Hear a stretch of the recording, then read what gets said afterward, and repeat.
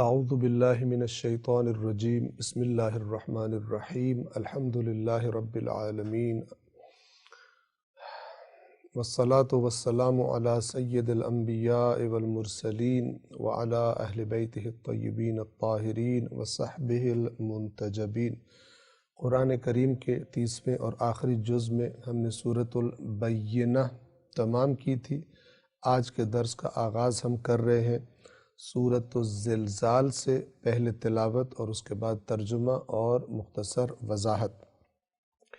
اعوذ باللہ من الشیطان الرجیم بسم اللہ الرحمن الرحیم۔ اذا زلزلت الارض زلزالها واخرجت الارض اثقالها وقال الانسان ما لها يومئذ تحدث أخبارها بأن ربك أوحى لها يومئذ يصدر الناس أشتاتا ليروا أعمالهم فمن يعمل مثقال ذرة خيرا يره ومن يعمل مثقال ذرة شرا يره۔ سورۃ الزلزال کا ترجمہ اور مختصر وضاحت۔ بنام خدائے رحمان رحیم۔ آیت نمبر 1، اذا زلزلت الارض زلزالها، جب لرزا دی جائے گی، ہلا دی جائے گی۔ زلزلت، اردو میں ہم لفظ زلزلہ استعمال کرتے ہیں اور اس کا معنی ہمارے لیے واضح ہے۔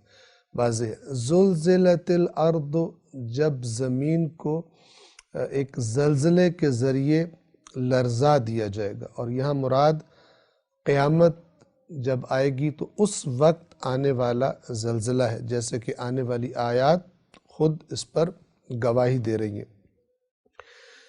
جب زمین ایک لرزش سے لرزا کر رکھ دی جائے گی۔ 2، وَأَخْرَجَتِ الْأَرْضُ أَثْقَالَهَا، اور نکال دے گی، خارج کر دے گی زمین اپنے اثقال کو، اپنے وزنوں کو، یعنی جو کچھ زمین کے سینے کے اندر ہے اسے باہر نکال دے گی۔ اس سے مراد مردوں کا دوبارہ زندہ ہونا قبروں سے، یا زمین کے اندر سے دوبارہ نکل کر آ جانا بھی ہو سکتا ہے۔ اور جیسا کہ اگلی آیت میں آ رہا ہے کہ زمین نہ صرف یہ کہ مادی چیزیں جو اس کے اندر تھی انہیں باہر نکال دے گی، بلکہ ایک اور عجیب منظر جو اس دن دیکھنے میں آئے گا وہ یہ ہے کہ زمین نے اپنے سینے کے اندر جو خبریں محفوظ کر رکھی تھی، کہ مثلا انسانوں نے زمین کے اوپر کیا کیا کام کیے، تو وہ زمین وہ بھی اپنے اندر سے بول کر ان خبروں کا بھی اظہار کر دے گی، بتائے گی۔ یہ آگے آ جائے گا۔ وَأَخْرَجَتِ الْأَرْضُ أَثْقَالَهَا، اور زمین اپنا بوجھ نکال دے گی۔ 3، وَقَالَ الْإِنسَانُ مَا لَهَا، اور انسان کہے گا اسے کیا ہے، یعنی اسے کیا ہو گیا ہے۔ کس کو؟ زمین کو۔ اتنا شدید زلزلہ آئے گا کہ انسان گھبرا اٹھے گا۔ اور یہاں پر ہم آپ کی خدمت میں عرض کر دیں کہ قیامت کا زلزلہ جب آئے گا تو زلزلے تو انسان نے پہلے بھی دیکھے ہوں گے۔ یہ جو الفاظ ہیں وَقَالَ الْإِنسَانُ مَا لَهَا، اگر ان الفاظ بولنے والے کے جذبات پر اور اس کی کیفیت کو تصور کرنے کی کوشش کی جائے تو انسان جب کوئی ایسی چیز دیکھتا ہے کہ جو اس نے پہلے نہیں دیکھی ہوتی تو پھر وہ کہتا ہے کہ یہ کیا ہو رہا ہے۔ قیامت کا زلزلہ ایسا زلزلہ ہوگا کہ اس طرح کا زلزلہ انسانوں نے پہلے مشاہدہ نہیں کیا ہوگا، دیکھا نہیں ہوگا۔ اور اگر ہم یہ تصور کریں کہ اس زمانے میں جب وہ قیامت کا زلزلہ آئے گا، آج کی نسبت انسان اور بہت زیادہ ترقی کر چکا ہوگا، اور آپ کو معلوم ہے کہ ہمارے زمانے میں یہ جو زلزلے آتے ہیں، زلزلے آنے کی وجہ سے کئی عمارتیں بعض اوقات گر جاتی ہیں اور بہت سارا جانی نقصان ہو جاتا ہے۔ تو عمارتیں بنانے کے ماہرین ریسرچ کی حالت میں کہ ایسا کیا کیا جائے، ایسی کون سی ٹیکنالوجی ہو، عمارتیں کس طرح سے بنائی جائیں کہ یہ جو زلزلے آنے کی وجہ سے جانی نقصان ہوتا ہے اور مالی نقصان ہوتا ہے یہ نہ ہو۔ شاید آپ نے اگر آپ ان موضوعات میں دلچسپی رکھتے ہیں تو آپ نے آئندہ زمانے میں جو بنائی جانے والی عمارتیں ہیں جو زلزلے کے مقابلے میں مقاوم ہوں گی، یعنی زلزلہ جتنا بھی شدید آ جائے ان پہ اثر نہیں کرے گا، وہ عمارتیں اپنی جگہ کھڑی رہیں گی۔ بعض آئندہ کے بارے میں جو آئندہ کی بلڈنگز، عمارتیں بنانے کی ٹیکنالوجی کے بارے میں اس قسم کی چیزیں، ویڈیوز بعض دفعہ دکھائی دیتی ہیں، تو ان میں کیا بتایا گیا کہ آنے والے زمانے میں ایسی عمارتیں بنا دی جائیں گی کہ جو زمین کے ہلنے سے خود نہیں ہلیں گی، یعنی ان کی بیس ایسی ہوگی، ان کی بنیاد ایسی ہوگی زمین کے اوپر والی جگہ کہ اگر زمین ہلے تو وہ تو ہلتی رہے، لیکن جو اس کے اوپر عمارت کھڑی ہے وہ اپنی جگہ پہ کھڑی رہے۔ آپ اس کو تصور کر سکتے ہیں۔ جب قیامت کا زلزلہ آئے گا تو انسان جو اس ٹیکنالوجی کے اعتبار سے گویا کہ زلزلوں پر قابو پا چکا ہوگا۔ قابو پا چکا ہونے سے کیا مراد ہے؟ یعنی زلزلے جو نقصان کرتے تھے اب وہ نقصان نہیں ہوا کرتے ہوں گے اس زمانے میں، اور انسان مطمئن ہوگا کہ یہ جو ہماری بلڈنگز ہیں، ہمارے مکانات ہیں، ہماری عمارتیں ہیں، یہ زلزلے کے آنے سے انہیں کچھ بھی نہیں ہوگا۔ لیکن جب قیامت کا زلزلہ آئے گا تو یہ ٹیکنالوجی بھی اس کے مقابلے میں فیل ہو جائے گی۔ وہ عمارتیں کہ جن کے بارے میں انسان سمجھتا ہوگا کہ اب ان کو کوئی زلزلہ انہیں نہیں گرا سکتا اور اب محفوظ ہیں، وہ بھی گرنے لگے گی۔ اس کی شدت اتنی زیادہ ہوگی، اس کی لرزش اتنی شدید ہوگی، وہ زلزلہ اتنا شدید ہوگا کہ ساری کی ساری ٹیکنالوجی عمارتیں بنانے کی اسے وہ فیل کر دے گا۔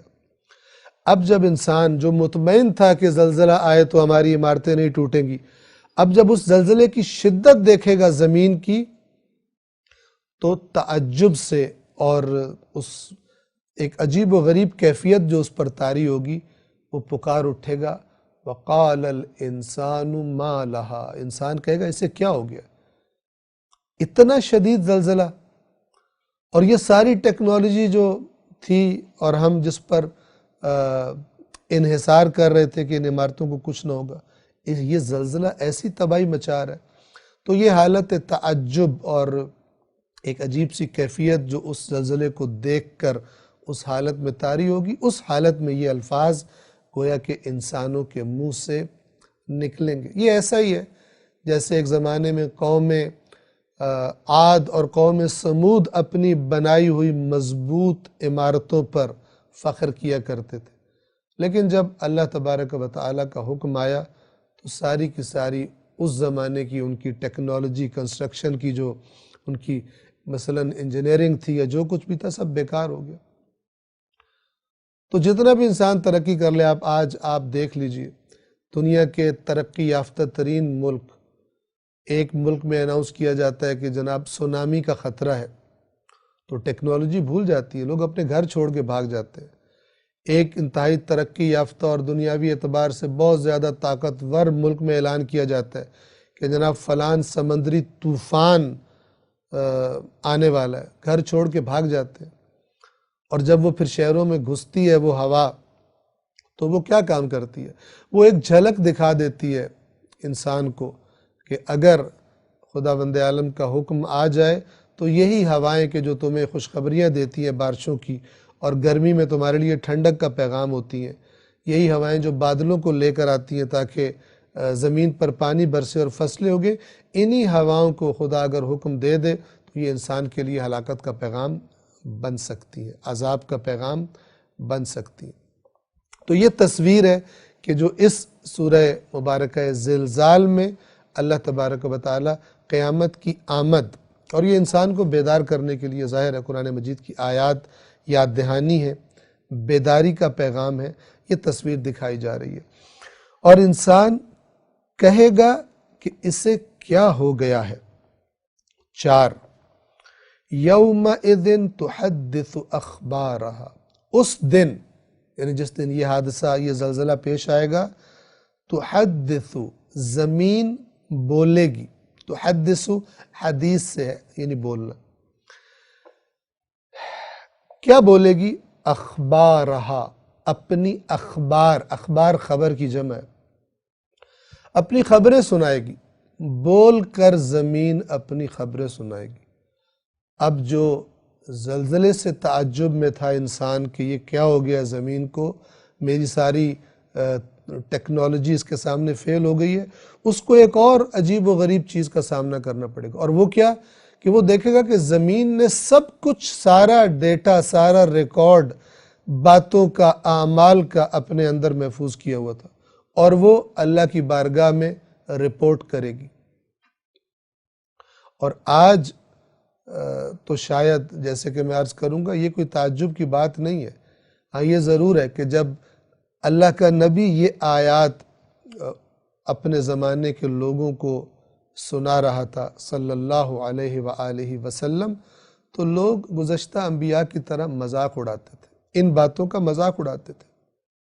کیوں؟ اس لیے کہ جاہل تھے، انہیں نہیں معلوم تھا کہ کچھ عرصے کے بعد، چند 100 سال کے بعد ایسا زمانہ آ جائے گا کہ اسی زمین کے اندر سے نکلی ہوئی چیزیں بولیں گی۔ آپ کا موبائل بولتا ہے، آپ کا ٹیلی ویژن بولتا ہے، دوسری مختلف گیجٹس جو آپ کے پاس ہیں ریکارڈ کرتی ہیں، بولتی ہیں، تصویر بھی دکھا دیتی ہیں۔ یہ صلاحیت، توجہ فرمائیے، ان چیزوں کے اندر کسی سائنٹسٹ نے پیدا کی ہے یا نہیں؟ یہ ازل سے، ابتدا سے زمین کے اندر سے نکلنے والی وہ چیزیں جن کو جوڑ کر موبائل مثلاً بنا دیا جاتا ہے یا ٹیلی ویژن بنا دیا جاتا ہے، یہ صفات ان زمین کے اندر موجود ایلیمنٹس میں، عناصر میں، اس مادے میں ازل سے موجود تھی، اور سائنسدان آتا ہے، اس کو ڈسکور کرتا ہے، کشف کرتا ہے، اور پھر ان ٹکڑوں کو، مختلف ٹکڑوں کو جوڑ کر ایک چیز بنا کے سامنے رکھ دیتا ہے۔ یہ صلاحیات ازل سے موجود تھی۔ وہ چھوٹی سی مثلاً چپ کہ جس کے اندر بہت زیادہ ڈیٹا مثلاً فیڈ کیا جا سکتا ہے اور محفوظ کیا جا سکتا ہے۔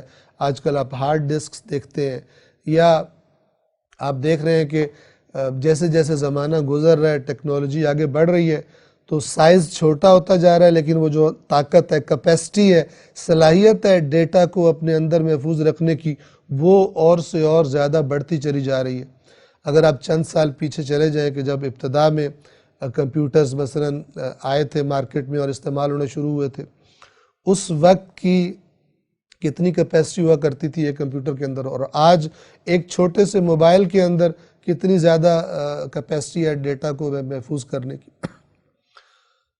اور یہ آج آپ اس کا بڑے آرام سے اندازہ لگا سکتے ہیں کہ مثال کے طور پر یہ جو بڑے بڑے ٹیکنالوجی جائنٹس ہیں، گوگل ہے، فیس بک ہے، مثال کے طور پر یہ سوشل میڈیا پر جو جائنٹس ہیں، یہ بڑے آرام سے آپ کی جیب میں جو موبائل پڑا ہے یا آپ کے بستر میں سائڈ ٹیبل پر آپ کے موبائل پڑا ہوا ہے، آپ کو پتہ بھی نہ ہو، اور آپ جو کچھ بول رہے ہیں وہ ریکارڈ کر رہا ہو اور وہاں پہنچا رہا ہو کہ جہاں آپ کو پتہ بھی نہیں ہے، یہ ڈیٹا وہاں پر پہنچ رہا ہو۔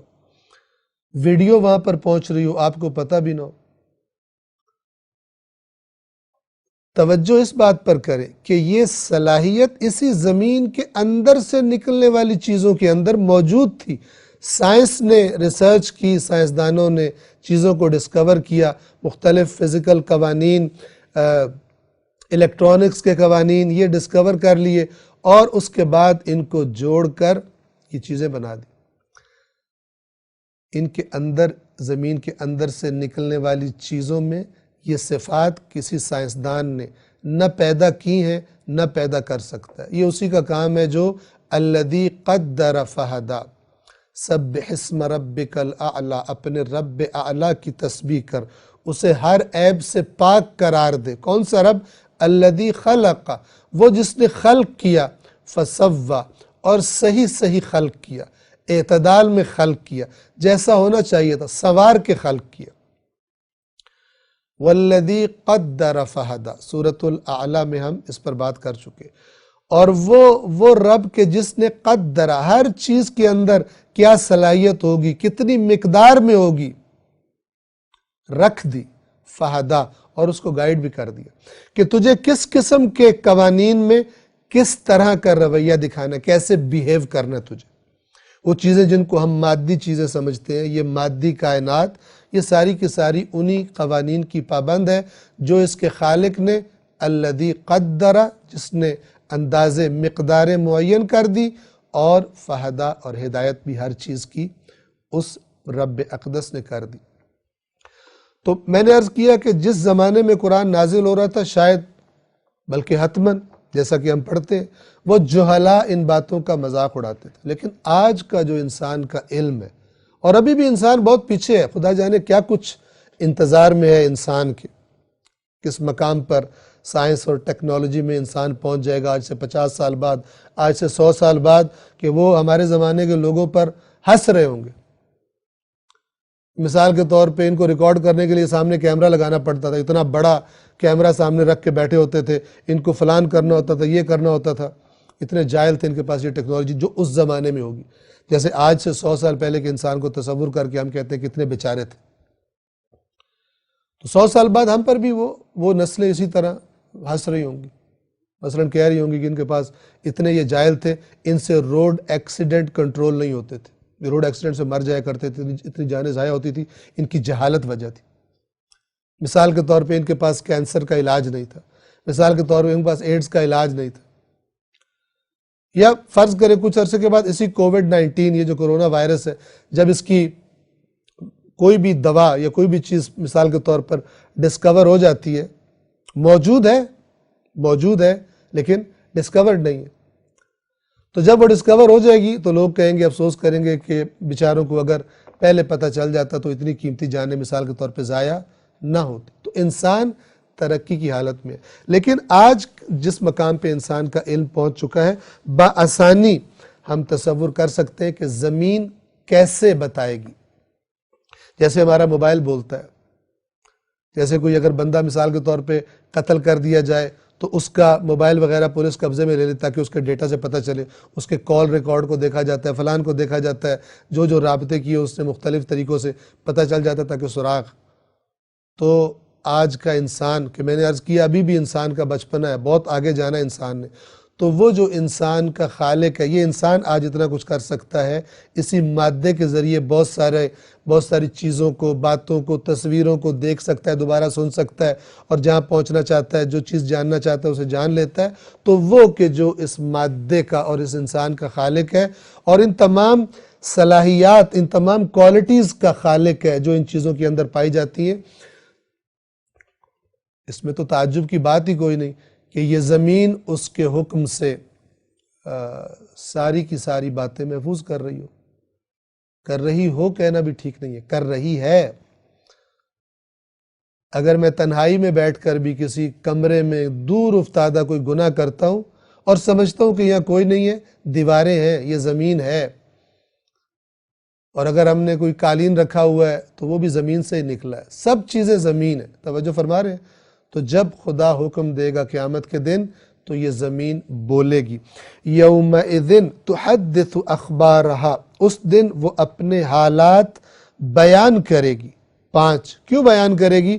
بِأَنَّ رَبَّكَ أَوْحَى لَهَا، کیونکہ آپ کے رب نے اسے ایسا کرنے کا حکم دیا ہوگا۔ آپ کا رب اسے، اوحا وحی سے ہے، اور وحی کا اصل معنی ہے خفیہ پیغام یا خفیہ اشارہ، یہ اس کا اصل معنی ہے۔ اور پھر وحی کے لفظ کے مختلف استعمالات ہیں۔ اللہ تعالیٰ فرماتا ہے کہ شہد کی مکھی کی طرف تیرے رب نے وحی کی۔ اس وحی سے کیا مراد ہے؟ اس وحی سے مراد ہے وہ جو اللہ تعالیٰ نے شہد کی مکھی کو بنا کر اس کے اندر جو سافٹ ویئر گویا کہ انسٹال کر دیا ہے کہ اس نے پھلوں کا رس چوسنا ہے، پھولوں کا رس چوسنا ہے اور شہد بنانا ہے اور کیا کیا کرنا ہے، وہ وحی ہے۔ اسی طرح وہ وحی ہے کہ جو انبیاء کی طرف آتی ہے اللہ کے فرشتوں کی طرف سے، یا انبیاء کے قلب پر نازل ہوتی ہے۔ تو ایک لفظ کا ایک بنیادی معنی ہوتا ہے، ہم کئی بار عرض کرتے رہتے ہیں، اور پھر اس کے مختلف استعمالات ہوتے ہیں کہ اگر انسان کو یہ پتہ نہ ہو تو بعض اوقات انسان مکس اپ کر دیتا ہے اور معنی کو اور جگہ پر استعمال کرتا ہے، اور بعض اوقات فتنہ کرنے والے اور گمراہ کن باتیں کرنے والے لوگ عوام کی کم علمی سے فائدہ اٹھا کر الفاظ سے کھیلتے ہیں۔ عوام کو نہیں پتہ ہوتا، لوگوں کو نہیں پتہ ہوتا، لیکن یہ کھیلتے ہیں تاکہ اپنی مرضی کی باتیں عوام کے ذہنوں میں ڈال سکیں۔ بِأَنَّ رَبَّكَ أَوْحَى لَهَا، اس لیے کہ تیرے رب نے اسے وحی کی ہوگی۔ اب یہاں وحی سے کیا مراد ہے؟ اللہ زمین کو حکم کرے گا کہ اپنے راز اگل، جو کچھ تیرے اندر ہے نکال، اور جو کچھ باتیں تیرے پاس محفوظ ہیں ان انسانوں کی، جتنا ڈیٹا ہے، جتنا ریکارڈ ہے، اس کو بتا۔ تو وہ بولے گی، جیسے موبائل بول پڑتا ہے۔ کسی کو تعجب ہوتا ہے کہ موبائل کیسے بول رہا ہے؟ ہاں، 100 سال پہلے کے بندے کو موبائل کے پاس آپ لا کے بٹھا دیں اور یہ بولے بھی اور تصویر بھی دکھائے، اسے تعجب ہوگا، لیکن ہمیں تو اس بات پر تعجب ہوگا کہ اسے تعجب کیوں ہو رہا ہے؟ اس لیے کہ ہم اس سے مانوس ہیں۔ تو زمین بھی اپنے رب کے حکم سے بولے گی اور بتائے گی کہ میری پشت پر ان انسانوں نے کیا کیا حرکتیں کی تھی۔ 6 اور کیا ہوگا اس دن؟ یومئذ یصدر الناس اشتاتا، اس دن لوگوں کو لایا جائے گا، لوگ آئیں گے اشتاتن، گروہ گروہ بن کر، مختلف گروہ بن کر۔ اب یہ قرآن میں چند جگہوں پہ ذکر آیا ہے۔ ان گروہوں سے مراد یہ بھی ہو سکتا ہے کہ مثلا ہر علاقے کے برے لوگوں کو اکٹھا کر کے لایا جائے گا، اور اس کے بعد ہو سکتا ہے گناہوں کی بنیاد پر گروپس بنا دیے جائے، کون لوگ اس گناہ میں زیادہ انوالو تھے۔ تو بہرحال اللہ تعالیٰ فرما رہا ہے کہ اس دن لوگ گروہ گروہ ہو کر آئیں گے۔ کس لیے آئیں گے؟ لِيُرَوْا أَعْمَالَهُمْ، تاکہ انہیں دکھائے جائیں ان کے اعمال، ان کے اعمال ان کو دکھائے جائے، ویڈیو، آڈیو، ان کی ریکارڈنگز مثلا آج کی زبان میں عرض کر رہا ہوں، ان کو سنائی جائے کہ یہ دیکھو تم نے کیا کیا تھا، تم سمجھتے تھے تمہیں کوئی نہیں دیکھ رہا، تم سمجھتے تھے تم بڑے تیز ہو، تم نے بڑا چھپ کے کیا، لیکن ہمارے پاس ہر چیز محفوظ تھی۔ اس دن لوگ گروہ گروہ ہو کر آئیں گے تاکہ انہیں ان کے اعمال دکھائے جائیں۔ اور پھر کیا ہوگا؟ کتنا دقیق، کتنا باریک بینی والا نظام ہے اللہ کا چیزوں کو محفوظ رکھنے کا۔ فرمایا آیت نمبر 7 میں فَمَنْ يَعْمَلْ مِثْقَالَ ذَرَّةٍ خَيْرًا يَرَهُ، تو جس نے ذرہ برابر، رائی کے برابر بھی جس نے خیر، اچھائی کی ہوگی، یرہ، اس کو دیکھے گا۔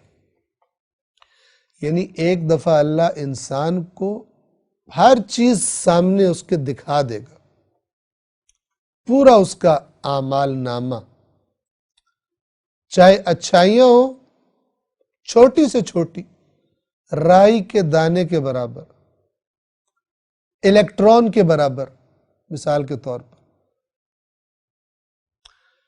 یہ مثقال ذرۃ قرآن کے نزول کے زمانے میں یہ لفظ چھوٹی ترین حقیر ترین چیز بتانے کے لیے استعمال کیا جاتا تھا. تو اللہ تعالیٰ فرما رہا ہے کہ اس کے برابر بھی اگر کسی نے بھلائی کی ہوگی وہ بھی دیکھے گا. اور آیت نمبر 8 جو آخری آیت ہے وَمَن يَعْمَلْ مِثْقَالَ ذَرَّةٍ شَرًّا يَرَهُ، اور جس نے رائی کے دانے کے برابر بھی، شر خیر کا اپوزٹ، خیر کی ضد، شر یعنی برائی، شر یعنی گناہ، اللہ کی نافرمانی، جس نے رائی کے دانے کے برابر بھی، ذرہ برابر بھی برائی کی ہوگی وہ بھی اس کو دیکھے گا. اور قرآن مجید میں اس سے پہلے گزر چکا کہ جب گناہگار اپنے اعمال ناموں کو دیکھیں گے تو بڑا ان ایکسپیکٹڈ ہوگا، اور وہ کہیں گے یہ بھی لکھا ہوا ہے، یہ بھی گناہ کیا تھا میں نے،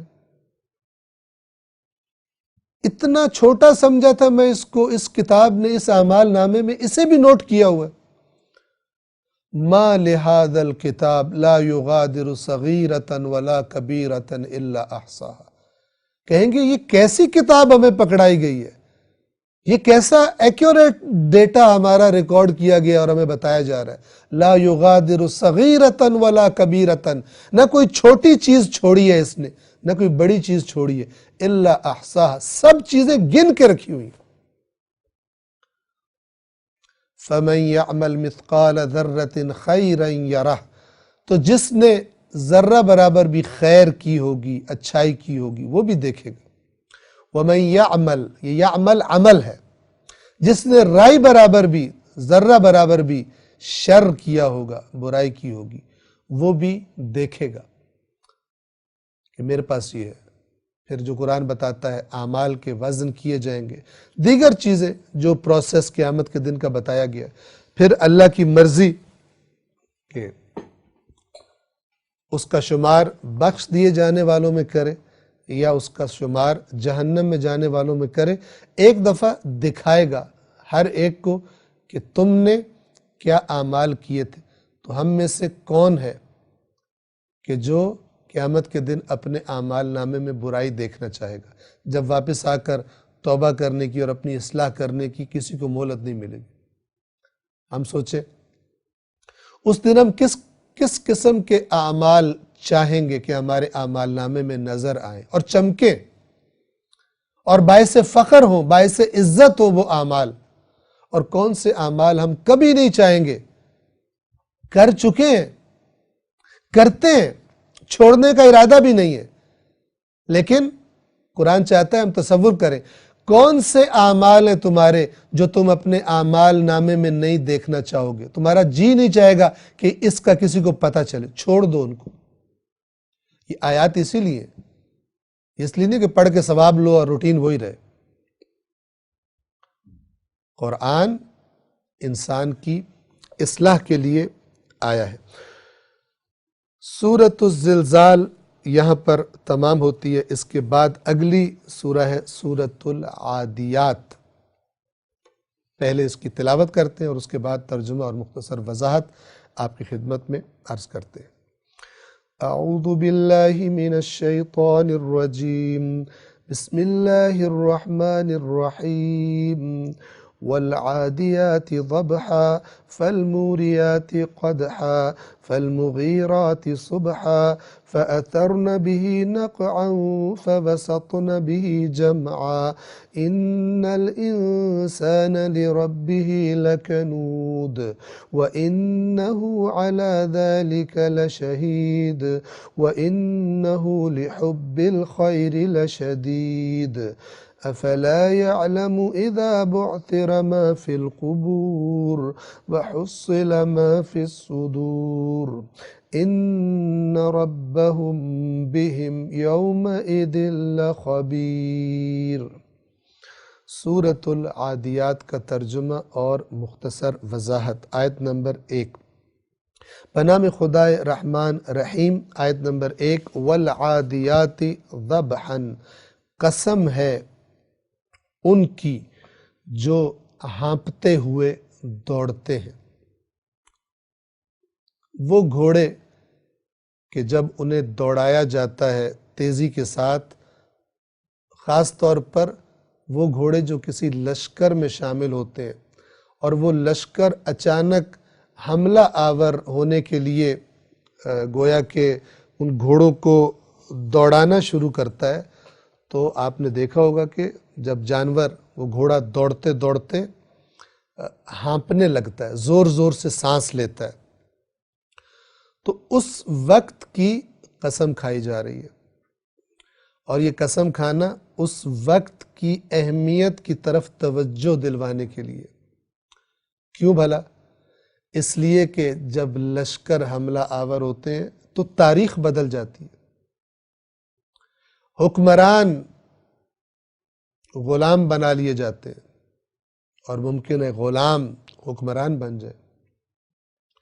جب جنگ ہوتی ہے، جب گھوڑوں پر سوار لوگ حملہ کرتے ہیں اور دشمنوں کی قتل و غارت کرتے ہیں، ان پر غلبہ پا لیتے ہیں، پورا کا پورا سسٹم بدل جاتا ہے، تاریخی موقع ہوتا ہے، سرنوشت ساز موقع ہوتا ہے۔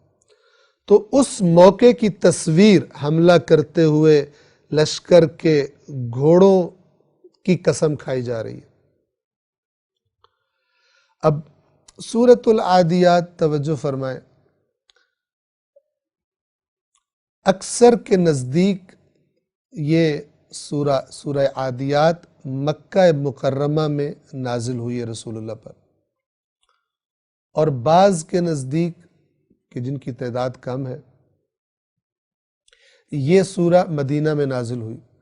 اور مدینہ کے نزول کے بارے میں جو شان نزول بیان کیا جاتا ہے وہ یہ کہ غزوہ ذات السلاسل ایک جنگ تھی کہ جس میں رسول اللہ نے حضرت علی علیہ السلام کو سربراہ بنا کر بھیجا تھا، اور اللہ نے فتح دی، اور ان کی واپسی سے پہلے یہ سورہ، اس لشکر کی واپسی سے پہلے یہ سورہ نازل ہو گئی اس روایت کے مطابق۔ لیکن جیسے ہم نے عرض کیا کہ جو زیادہ مشہور ہے اور وہ روایت اس کے مطابق سورۃ العادیات ان صورتوں میں سے ہے جو بالکل ابتدا میں رسول اللہ پر نازل ہوئی تھی۔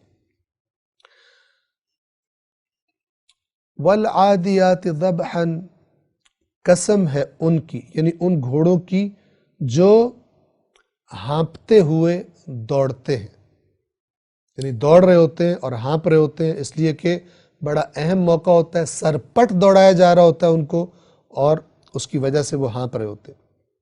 آیت نمبر 2، فالموریات قدحا، پھر ٹھوکروں سے چنگاریاں اڑاتے ہیں۔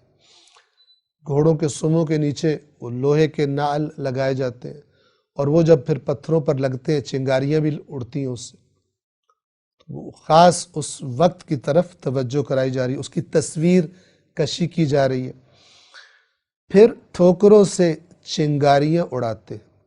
3، فالمغیرات صبحا، پھر صبح و سویرے کہ جو اکثر لوگوں کی غفلت کا وقت ہوتا ہے، دھاوا بول دیتے۔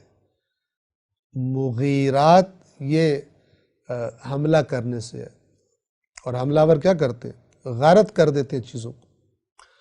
فالمغیرات صبحا، صبح کے وقت حملہ آور ہوتے ہیں، یعنی اسی سرپٹ دوڑتے ہوئے، چنگاریاں اڑاتے ہوئے، ہانپتے ہوئے، علی الصبح کہ جب لوگ سو رہے ہوتے ہیں، یہ جا کر ان پر حملہ آور ہو جاتے۔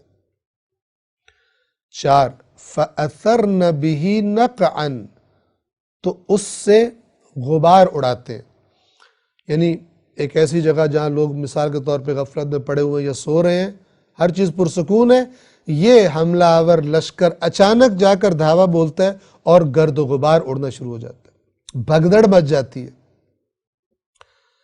فَأَثَرْنَ بِهِ نَقْعًا، تو اس سے غبار اڑاتے ہیں۔ 5، فَوَسَطْنَ بِهِ جَمْعًا، اور وہ لشکر میں ایک اجتماع، ایک لشکر یعنی جس پر وہ حملہ آور ہو رہے ہیں، اس کے وسط میں پہنچ جاتے، یعنی قبل اس کے کہ وہ ان کو پتہ چلے اور وہ ہوشیار ہوں، ان کے پتہ چلتے چلتے، ان کے اٹھتے اٹھتے یہ ان کے وسط میں پہنچ جاتے ہیں اور گویا کہ غلبہ پا لیا انہوں نے۔ یہ تصویر بنائی اللہ تبارک و تعالی نے ان گھوڑوں کی قسم کھا کر۔ ہم نے شروع میں بھی عرض کیا کہ جب قسم کھائی جاتی ہے اس پر غور کرنا مراد ہوتا ہے، اور قسم کھانے والا کہہ رہا ہوتا ہے کہ جس کی میں قسم کھا رہا ہوں، گویا کہ وہ کہہ رہا ہوتا ہے کہ یہ چیز گواہ ہے اگلی بات کی جو میں کر رہا ہوں، اس پر میں اس کو گواہ بنا رہا ہوں۔ اور ہم نے عرض کیا اس کا معنی آپ کی خدمت میں، یہ قسمیں گھوڑوں کا یہ حملہ کرنا اور چنگاریاں اڑانا اور ہانپنا اور وسط دشمن کے لشکروں کے وسط میں پہنچ جانا، یہ بڑا سرنوشت ساز وقت ہوتا ہے، تاریخ کا رخ بدل جاتا ہے۔ جو پہلے سردار اور حکمران ہوتے ہیں ان کی حکمرانیاں خاک میں ملا دی جاتی، اور لوگ اقتدار کو ہاتھ میں لے لیتے ہیں اور اس پر بیٹھ جاتے ہیں۔ اور ہمارے زمانے میں تو ظاہر ہے کہ ابھی گھوڑوں کے ساتھ وہ استعمال نہیں رہ گیا، اور چیزیں آ گئی، لیکن جس زمانے میں یہ آیات اتری ہے اس زمانے کے لوگوں کو اچھی طرح اندازہ تھا کہ جب اس طرح حملہ ہوتا ہے تو پھر انجام کیا ہوتا ہے، کیسے تاریخ کا رخ بدل جاتا ہے، اور جنگوں کی تاریخ اس بات پر گواہ ہے۔ تو ان سب چیزوں کو گواہ بنا کر یہ کہا جا رہا ہے انسان سے کہ یہ جس دنیا کے پیچھے جس مال کی محبت میں تو اپنے رب کو بھولا ہوا ہے، یہ تو کبھی بھی جا سکتا ہے، یہ تو کبھی بھی جا سکتا ہے۔ اور اگر اس سورہ کو ہم مکی لیں، جیسا کہ عرض کیا مکہ میں نازل ہونے والی، تو گویا پہلے سے مکہ کے مشرکین کو خبردار کیا جا رہا ہے کہ کچھ ہی عرصے بعد تم پر غلبہ پا لیا جائے گا، اور لشکر اسلام اس کے سامنے تم ٹک نہیں سکو گے، اور یہ چیزیں جن سے جس مال سے تمہیں محبت ہے اور جس کی وجہ سے تم اپنے رب کی طرف آنے سے گریزاں ہو، یہ چلا جائے گا تمہارے پاس سے، یہ عارضی ہے۔ اور ہر مال سے محبت کرنے والے کے لیے یہ پیغام ہے کہ نہ مال دنیا کا دائمی ہے، نہ اقتدار دنیا کا دائمی ہے، یہ سب کا سب جانے والا ہے، اور اللہ کی بارگاہ میں حساب دینا، جیسے کہ ان آیات میں آ جائے گا کہ جب قبروں سے نکلو گے تو تمہیں اللہ کی بارگاہ میں ہر اس چیز کا حساب دینا پڑے گا، حتیٰ جو تمہارے دلوں کے راز ہیں وہ بھی نکل کے سامنے آ جائیں گے، اور اس دن تمہارا جو رب ہے اس دن تمہیں پتہ چل جائے گا اسے کتنی زیادہ خبر تھی، تمہارے باہر کی بھی اور تمہارے دلوں کے اندر کے چھپے ہوئے رازوں کی بھی، اور تمہاری نیتوں کی بھی جو تم کام کیا کرتے تھے۔ توجہ فرمائیے، قسم ہے ان کی جو ہانپتے ہوئے دوڑتے ہیں، پھر ٹھوکروں سے چنگاریاں اڑاتے ہیں، پھر صبح سویرے دھاوا بولتے ہیں، یعنی حملہ کر دیتے ہیں۔ 4، پھر اس سے غبار اڑاتے ہیں۔ 5، پھر اس لشکر کے وسط میں گھس جاتے ہیں۔ آیت نمبر 6، اب جس بات پر یہ قسمیں کھائی گئی ہیں وہ بتائی جا رہی ہے۔ ان الانسان لربہ لکنود، میں نے اشارہ کر دیا، پہلے سے اشارہ کر چکا، بے شک یقیناً انسان اپنے رب کا ناشکرا ہے۔ کیوں ناشکرا ہے؟ کہ جو دے رہا ہے اس کو ناراض کرتا ہے، جس نے نعمتیں دی ہیں اس کا شکر ادا کرنے کی بجائے، اس کی اطاعت کرنے کی بجائے انہی نعمتوں سے اس کی نافرمانی کرتا ہے۔ آپ دیکھ لیں معاشرے کو، دنیا کو دیکھ لیں، کیا ہو رہا ہے دنیا میں، کس کا دیا ہوا ہے ہمارے پاس، زندگی کس کی دی ہوئی ہے، مال کس کا دیا ہوا ہے، زمین سے اگنے والا رزق کس کا دیا ہوا ہے، آسمان سے نازل ہونے والا پانی، دیگر چیزیں، آکسیجن وغیرہ وغیرہ وغیرہ کس نے دی ہوئی ہیں، اور اس کو دیکھیں اور اللہ کی نافرمانی کرتے ہوئے انسان کو دیکھیں۔ اگر ہمیں کوئی انسان کسی مشکل وقت میں کچھ روپے دے دے جس سے ہماری مشکل حل ہو جائے، ہم سمجھتے ہیں ہمارے اوپر احسان کا بوجھ آ گیا، لیکن اللہ کے بارے میں ہم کیسے ہیں؟ تو اسی بات کو خداوند عالم یہاں فرما رہے، ان الانسان لربہ لکنود، یقیناً انسان اپنے رب کا ناشکرہ ہے۔ ساتھ اور یہ نہیں کہ اس اپنے ناشکرے ہونے کا اس کو پتہ نہیں، وَإِنَّهُ عَلَى ذَلِكَ لَشَهِيدٌ، اور بے شک وہ خود اس پر گواہ ہے۔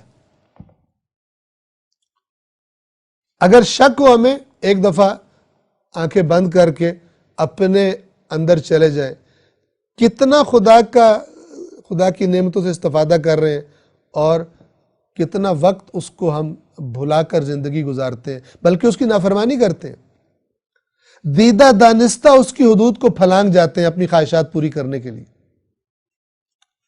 اپنے بنائے ہوئے اہداف تک پہنچنے کے لیے۔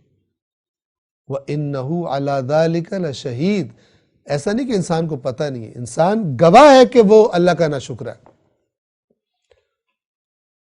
جس کا کھاتا ہے اس کی نافرمانی کرتا ہے، جس کے بغیر اس کا وجود ہی باقی نہیں رہتا اس کی نافرمانی کرتا ہے، اس سے بڑا ناشکرہ کون ہوگا؟ اور وہ خود اس پر گواہ ہے۔ آیت نمبر 8 میں ایک اور انسان کی نفسیات میں ایک بہت اہم بات کی طرف اشارہ جو انسان کو اکثر خراب کر دیتی، وَإِنَّهُ لِحُبِّ الْخَيْرِ لَشَدِيدٌ، اور بے شک وہ مال کی محبت میں شدید ہے، شدت سے اسے مال سے محبت ہے۔ یہاں جو آیت میں لفظ ہے وہ ہے خیر، اور خیر کی ایک بہت بڑی علامت چونکہ مال دنیا ہوتا ہے، جس کے پاس مال نہ ہو تو لوگ کہتے ہیں اس کے ہاتھ پلے کچھ ہے ہی نہیں، اور جس کے پاس مال ہو، عربی زبان میں لفظ خیر مال کے لیے استعمال ہوتا ہے۔ سورہ بقرہ میں وصیت کی جو آیت آئی تھی وہاں پر یہ تھا، کتب علیکم اذا حضر احدکم الموت ان ترک خیرا الوصیۃ للوالدین والاقربین، کہ تم میں سے جب کسی کو موت جس کی حاضر ہو جائے، قریب آ جائے، تو واجب ہے کہ وہ وصیت کرے ان ترک خیرا، اگر کوئی خیر چھوڑ کے جا رہا ہو۔ خیر یعنی کیا؟ یعنی مال، یعنی کوئی چیز چھوڑ کے جا رہا ہو اس کے بارے میں وصیت کرے۔ وَإِنَّهُ لِحُبِّ الْخَيْرِ، پس خیر سے یہاں مراد ہر خیر بھی لی جا سکتی ہے، انسان اپنے لیے بھلائی چاہتا ہے، صحت لی جا سکتی ہے، سب کچھ، لیکن زیادہ بڑی چیز کہ جس سے انسان، جس کی محبت میں انسان بڑے بڑے گناہ کرتا ہے، وہ کیا ہے؟ مال ہے، چونکہ چاہتا ہے اس کو کہتا ہے کہ میرے پاس مال زیادہ ہوگا تو پھر ہر چیز میرے پاس ہے، باقی ساری چیزیں خیر بھی میں اکٹھی کر لوں گا۔ اصل خیر کیا ہے؟ مال ہے۔ آج آپ دنیا میں دیکھ لیں انسان کس کے لیے دوڑ دھوپ کرتا ہے سارا دن؟ اسی مال کے لیے۔ وَإِنَّهُ لِحُبِّ الْخَيْرِ لَشَدِيدٌ، اور بے شک وہ مال کی محبت میں لشدید، تاکید کے ساتھ اللہ فرما رہا ہے، بہت شدید محبت کرتا ہے مال سے۔ کتنے لوگ مال کے لیے دین بیچ دیتے ہیں، کتنے لوگ مال کے لیے اللہ کے نیک بندوں کو قتل کر دیتے ہیں، حکمرانوں کا مال کھانے کے لیے غلط فیصلے کر دیتے ہیں، غلط کیس پر غلط سزائیں دے دیتے ہیں پیسے کھانے کے لیے۔ اگر جج کرپشن کرتے ہیں، کیا لیتے ہیں اس کے بدلے میں؟ مال لیتے ہیں۔ اگر مثلا پولیس والے کرپشن کرتے ہیں، تحقیقات میں رد و بدل کر دیتے ہیں، کس لیے کرتے ہیں؟ مال کھانے کے لیے کرتے ہیں۔ اگر وکیل جانتے بوجھتے ہوئے کہ یہ قاتل ہے، اس کو چھڑوانے کے لیے عدالت میں جا کر پتہ نہیں کیا کیا پاپڑ بیلتے ہیں، کس لیے؟ چونکہ مال کھانا ہوتا ہے۔ وَإِنَّهُ لِحُبِّ الْخَيْرِ لَشَدِيدٌ، اور یہاں پہ میں کہا کرتا ہوں کہ یہ قرآن کے احکام سب کے لیے، اس میں یہ نہیں کہ کوئی کہے میرا مسلک جو ہے اس کے ساتھ اگر تمہارا تعلق ہے نا، اس کو تو یہ معاف ہو جائے گا، باقی پکڑے جائیں گے۔ نہ، سب پکڑے جائیں گے۔ اللہ مسلکوں کے ٹھپوں سے کسی کو نہیں چھوڑے گا۔ یہ فراڈ مسلک پرستوں نہیں اپنے اپنے مسلک کو ہائی لائٹ کرنے کے لیے اور اپنے اپنے فرقے کی مارکیٹ چمکانے کے لیے بڑے بڑے پیکج دیے ہوئے ہیں۔ وہ کہتے ہیں بعض بے وقوفوں نے مسجد بنائی اپنے پاس سے، تو وہ ذرا بندے اچھے نہیں تھے تو اس مسجد میں آتا کوئی نہیں تھا، انہوں نے پیکج دیا عوام کو بیوقوف بنانے کے لیے، کیا پیکج دیا؟ انہوں نے لکھ دیا ہماری مسجد کا پیکج یہ ہے کہ نماز عشاء 2 رکعت ہوتی ہے اور بغیر وضو کے بھی ہو جاتی ہے یہاں پر، لوگوں کو آسانی دے تاکہ مسجد میں آ کے ہماری مسجد میں نماز پڑھے۔ ایسے ہو جائے گی نماز؟ نہیں ہوگی، نماز ویسے ہی ہوگی جیسے اللہ کے رسول نے بتائی ہے۔ قیامت کے دن فیصلہ انہی اچھائیوں اور برائیوں کو دیکھ کر ہوگا جو قرآن نے بیان کی ہوئی ہیں۔ فرقہ پرست اپنے اپنے فرقے چمکانے کے لیے جو پیکج دیتے ہیں اپنی عوام کو کہ یوں تم جنت میں جاؤ گی اور یوں چٹکی بجے گی اور یہ ہو جائے گا اور یوں آگے سے آ کر تمہیں چھڑوا لیں گے، یہ سب لغویات ہیں جو خلاف قرآن ہیں۔ قرآن مجید کی آیات کو جس نے پڑھا ہے اور سمجھا ہے، اس قسم کے بیہودہ جو اٹریکشن کے لیے پیکجز دیے جاتے ہیں دین فروشوں کے ذریعے سے، ان کے دھوکے میں وہ نہیں آتا جس نے اللہ کی کتاب سے ہدایت طلب کی ہو۔ وَإِنَّهُ لِحُبِّ الْخَيْرِ لَشَدِيدٌ، اور یقیناً وہ مال کی محبت میں بڑا شدید، بڑا سخت ہے۔ آیت نمبر 9، أَفَلَا يَعْلَمُ إِذَا بُعْثِرَ مَا فِي الْقُبُورِ، تم مال کی محبت میں پاگل ہو رہے ہو، خدا کے اپنے رب کے ناشکرے بنے ہوئے ہو، کیا اسے معلوم نہیں جب جو قبروں میں ہے اسے اٹھایا جائے گا؟ اسے پتہ نہیں ہے کہ سمجھتے ہو مر کے ختم ہو جاؤ گے، توجہ نہیں ہے، تمہیں علم نہیں ہے کہ جو کچھ قبروں میں جا رہا ہے، جو بھی مر رہے ہیں، ایک وقت ایسا آئے گا کہ سب کو اٹھا کر باہر نکال دیا جائے گا۔ کیا کرو گے اس دن؟ مال کام آئے گا تمہارے؟ مال کی محبت کام آئے گی تمہارے؟ کیا اسے معلوم نہیں جب اٹھائے جائیں گے جو قبروں میں ہیں؟ آیت نمبر 10، وَحُصِّلَ مَا فِي الصُّدُورِ، اور جو کچھ دلوں میں ہے اس سے حاصل کر لیا جائے گا، یعنی سارا ڈیٹا کلیکٹ کر لیا جائے گا، کلیکٹڈ ہوگا، آلریڈی ریکارڈڈ ہوگا، اور جو کچھ دلوں میں ہے اسے ظاہر کر دیا جائے گا، اندر کے راز بھی باہر آ جائیں گے۔ آیت نمبر 11 جو آخری آیت ہے اس سورہ مبارکہ کی، ان ربہم بہم یومئذ لخبیر، بے شک ان کا رب ان کے بارے میں اس دن یقیناً خبیر ہوگا۔ خبیر کہتے ہیں جس سے ہر چیز کی خبر ہو اور اس کی خبر دائمی ہو، کبھی بھی بے خبری کا شکار نہ ہوتا ہو کسی چیز کے بارے میں، اسے کہتے ہیں خبیر۔ تو جب وہ خبیر جو آج بھی تمہارے بارے میں خبیر ہے، اس دن بھی وہ خبیر ہوگا، اور وہی تمہیں یہ خبریں دے رہا ہے، وہی تمہیں اس دنیا کی مال کی محبت تم سے جو خرابیاں کرا رہی ہے اس سے نکالنے کی نصیحت کر رہا ہے۔ جب اس کے سامنے جاؤ گے اور اس کی نصیحتوں کو پس پشت ڈال کر اس مال کی محبت میں تم نے اس رب کی ناشکری اور نافرمانیاں کی ہوگی، اسے کیا جواب دو گے؟ جبکہ وہ تمہارے دلوں کے اندر کے راز بھی نکال کر تمہارے سامنے رکھ دے گا۔ آج کے درس کو یہاں پر تمام کرتے ہیں۔ سورۃ العادیات کے بعد سورۃ القارعہ ہے کہ جو انشاءاللہ آئندہ درس میں ہم بیان کریں گے۔ والسلام علیکم ورحمۃ اللہ وبرکاتہ۔